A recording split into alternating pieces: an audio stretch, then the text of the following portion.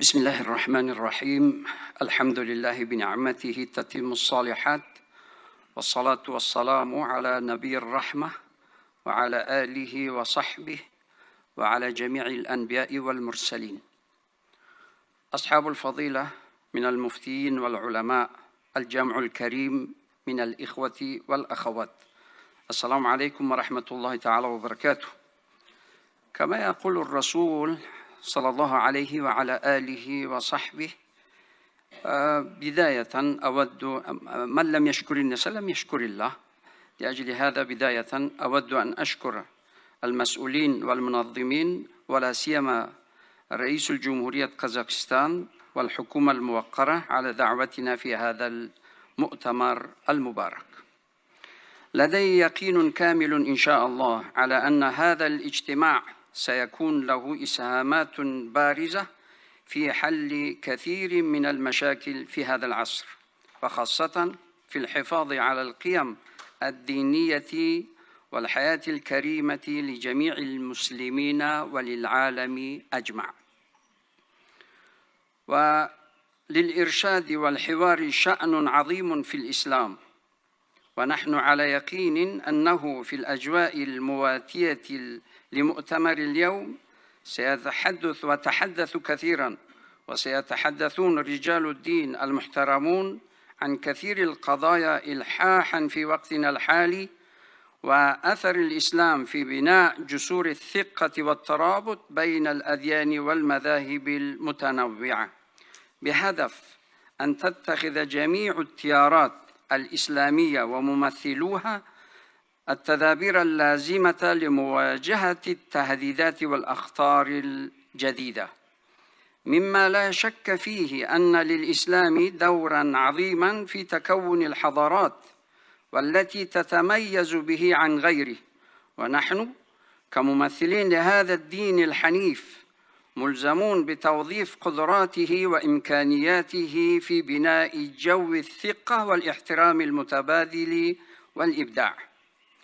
كواحد من خدام هذا الدين الحنيف، فهي من ناحية مصدر فخر واعتزاز لي، ومن ناحية أخرى هي مسؤولية كبيرة بالنسبة لي، وأن أتحدث من هذا المنبر عن دور قادة الأديان في عالمنا اليوم. إن الدين الإسلامي المقدس هو دين الرحمة واللطف والخير، ولن يقبل الظلم أبداً. الإسلام دين يدعو الناس إلى الوحدة، ويمنع الفتنة والتطرف والاستفزاز، وللأسف فإن تعاليم هذا الدين سلمي يتم استغلالها من قبل الجماعات المتطرفة الأنانية وتضليل الشباب حول مفاهيم الجهاد والهجرة والاستشهاد، ونتيجة لذلك يقع بعض الجهلة في فخ التطرف. لقد انقسم العالم الآن بين مصالح القوى العظمى والدول التي تريد الحكم أو السيطرة في مناطق معينة. إذا لم يكن الأمر كذلك، فيمكننا التغلب على هذه الفظائع في فترة زمنية قصيرة من خلال التعاون المشترك والنضال المنظم. لحسن الحظ فإن تاجيكستان إلى جانب دول أخرى في العالم تكافح هذه الظاهرة المرعبة، وتحاول منع النتائج السلبية لهذه الأعمال تحت قيادة رئيس الجمهور صاحب الفخامة إمام علي رحمان. أعرب رئيس تاجيكستان عن آرائه التي يمكن اعتبارها برنامج عمل ضد هذه الظاهرة غير المرغوب فيها. إن تحذير رئيس الدولة من خطر الإرهاب ينطبق على كل الدول، لأنه اليوم لا يمكن لأي دولة أن تنجو من هذه الآفات بوحدها ما لم يتم كفاحها بشكل جماعي. إن لدين الإسلام دوراً كبيراً في التفاعل الثقافي والحوار بين الحضارات والثقافات المتنوعة والديانات المختلفة في العالم، وتعمل على هذا النهج باستمرار، وإلا لما وصل لما هو عليه الآن طوال 14 قرن. والدين الإسلامي هو دين الحوار والتعارف والاعتراف بالآخر. في وضعنا الحالي لا يمكن أن نتصور طريقة أخرى للحفاظ على التعايش السلمي والاستقرار والحياة الكريمة على هذا الأرض دون التعاون والتكامل والتفاهم والاحترام المتبادل والتسامح. إن الدين الإسلامي بطبيعته دين يدعو للسلام والمحبة والاستقرار، وقاعدة حرية العقيدة مذكور في القرآن الكريم في قوله تعالى بعد أعوذ بالله من الشيطان الرجيم: لا إكراه في الدين قد تبين الرشد من الغي فمن يكفر بالطاغوت ويؤمن بالله فقد استمسك بالعروة الوثقى لا انفصام لها والله سميع عليم.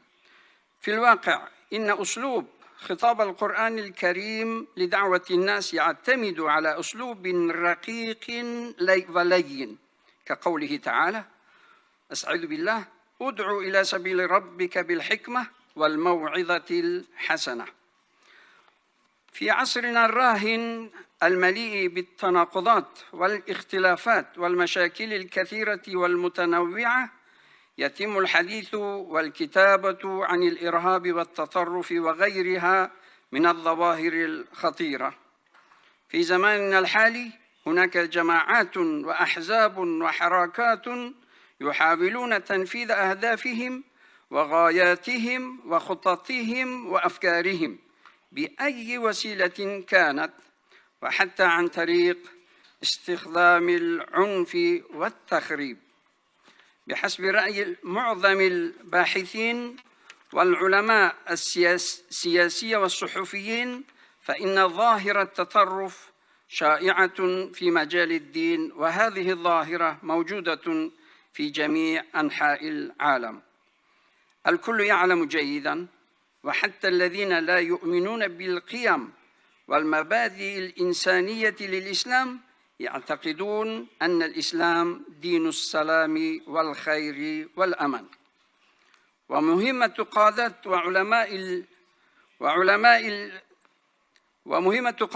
والعلماء الإسلام هو تسليط الضوء على القيم والمبادئ الإسلامية العامة وتحقيق الهدف المتمثل في أن حكمة الإسلام ساهمت في حل مشاكل المجتمعات والأمم وتعزيز السلام والعدل والاتزان والوحدة والقضاء على الحركات الانفصالية. لا ريب بأن الدين الإسلامي مهمته هو تحرير الإنسان من العبودية والخرافات والتعصب والجهل، وأيضاً تهدف إلى إنقاذ البشرية من الظلم والاستبداد والطبقية والرذائل الأخلاق. تهدف الإسلام إلى دعوة الإنسان إلى حرية وحرية الاعتقاد والتحلي بالمعرفة والفضيلة والجهد والعمل المستمر لتحسين الحياة. يتم تزويد كل إنسان حقوقاً ومقومات معينة لأداء هذه المهمة. طالما اتبع المسلمون السنن الإلهية فتحت لهم أبواب الرحمة والمغفرة وتملح لهم القوة والريادة، وبمجرد انحراف الإنسان عن هذا الطريق سيواجهون الانحراف في سلوك المادي والمعنوي. من خلال تحويل الإسلام إلى أداة للألعاب السياسية واستخدامه كغاية للوصول إلى هدف سياسي، يهاجم كاره الدين أهم عناصره إيمان الناس. ومن أجل الحد من انتشار هذه الأيديولوجيات من الضروري رفع مستوى الشعور بالمسؤولية لدى كل مسلم وكل موظف ديني، بداية من أئمة المساجد إلى مفتي الدولة. يجب أن يكون إحياء إيمان الإنسان بالقيم والمبادئ الدينية المهمة الرئيسية لكل واحد منا. إن جعل الدين راية أو شعارا للنضالات السياسية والأيديولوجية ووسيلة وطريقة للأغراض شتى وجعل المجتمع غير مستقر سيكون عملا غير قانوني ومعاد للقومية وحتى ضد الشريعة، لأن الإسلام يعتبر الاستقرار العام في المرتبة العالية.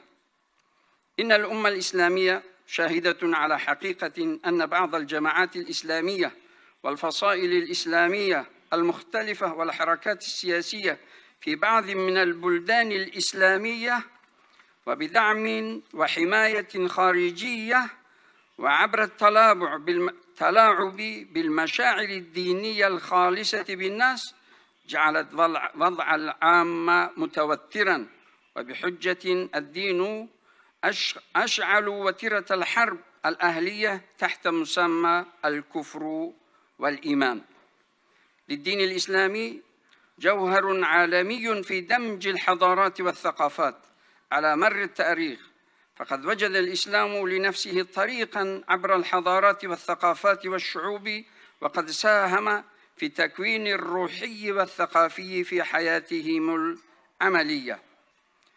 وكان للإمام أبي حنيفة رحمة الله عليه دور عظيم في نشر الإسلام بين الشعوب الغير العربية، مما لا شك فيه أن التسامح مدرسته الفقهية أدى إلى اعتناق كثير من الناس إلى الإسلام. واستنادا لنهج القرآن الكريم اعتمد الإمام أبو حنيفة على احترام الهوية والثقافية والحضارية للشعوب الأخرى، وأنه مهما كان الذنب الذي يقع عليه الإنسان سواء كانت كبيرة أو صغيرة لا يجوز للإنسان تكفير المسلم، لأنه يعد خروجاً عن الشريعة الإسلامية ومنافياً لنهج القرآن. وأنا أختصر لأن أظن وقته إن شاء الله يمكن في دقيقة. أنا باختصار كل هذه الجهود تهدف إلى حماية وحفظ التراث الثقافي والمعنوي للإسلام، ومن أجل مستقبل واعد ومشرق ومستدام للعالم الإسلامي. نحن على يقين من أن مثل هذه المؤتمرات العلمية الرفيعة المستوى ستعقد في المستقبل من أجل التعرف أكثر فأكثر على قيم الإسلامية ودور القادة الدينيين في تطوير التراث العلمي والثقافي والارتقاء بما نحو تعزيز التعاون الدولي على أساس المساواة والمنفعة المتبادلة. وأخيراً أرجو من الله سبحانه وتعالى أن يجعل هذا الجمع المبارك الإشعاع الروحي والتقوى، وأن يزيد الأخوة والمودة بين المسلمين والعالم أجمع. وأسأل الله العلي القدير سبحانه وتعالى أن يجعل هذا البلد آمناً مطمئناً وسائر بلاد المسلمين والعالم أجمع، وأن يوفقنا لما يحبه ويرضاه. ومرة أخرى أعبر عن امتناني وشكري لكم جميعاً، والسلام عليكم ورحمة الله تعالى وبركاته.